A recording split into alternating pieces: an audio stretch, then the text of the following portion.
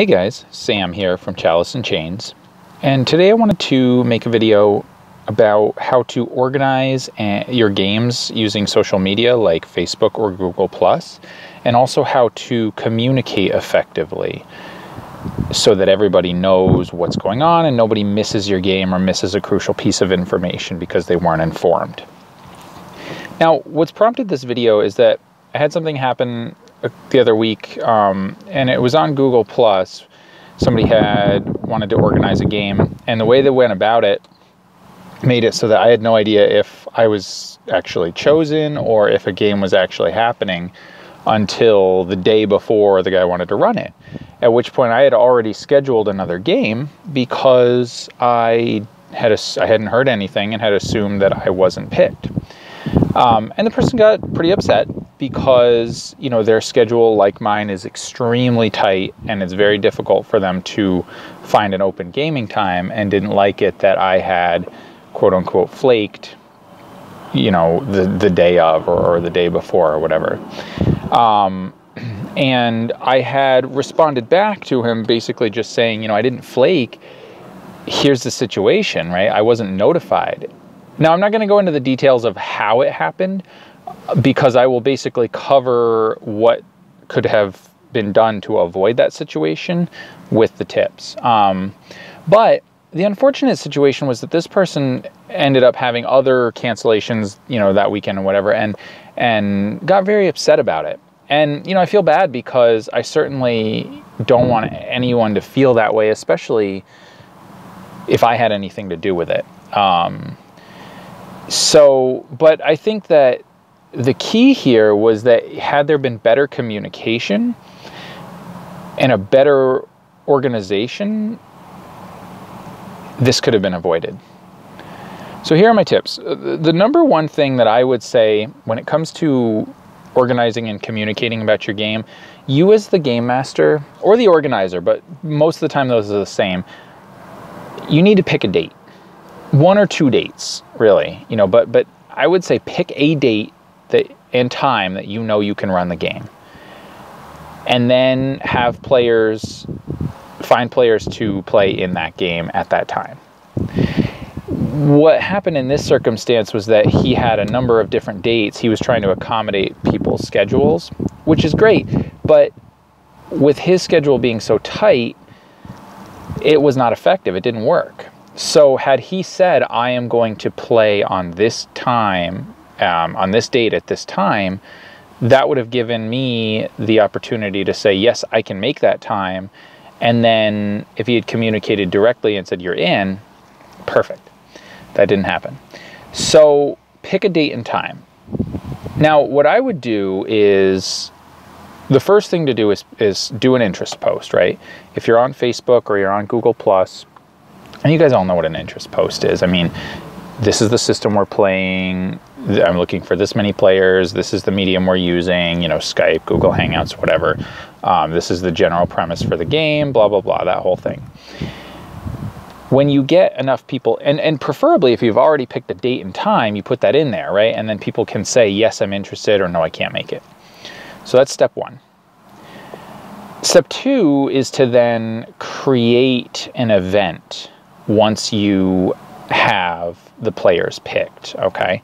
So you create an event, and in Facebook or Google+, it will notify you periodically, right? And that's the big thing. That's why it's important to create events. So you create an event, and you invite the players to the event, because what will happen is that will ping them, and they will have to respond. Either yes, are you going? No, you're not going, whatever. Right? So then obviously that's communication there that the game master or the organizer can then look at and say, okay, yes, this person's going, or, oh, I need to follow up. I haven't heard from this person, whatever. But it pings that person, right? So it doesn't get lost in the, you know, hundreds and thousands of posts that are coming across your wall every day.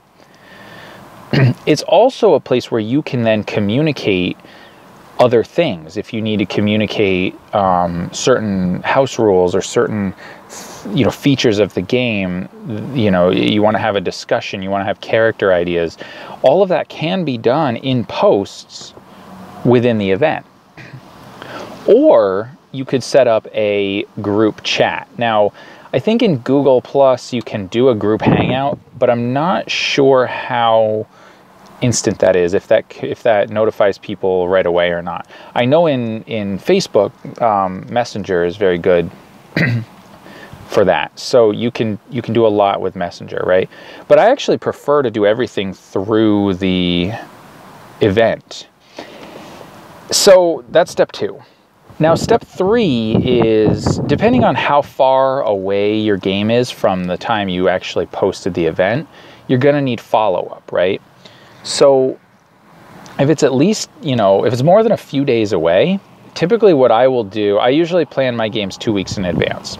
So I will, maybe a week in, send out a notice to the people who are playing, who are selected to play in the game.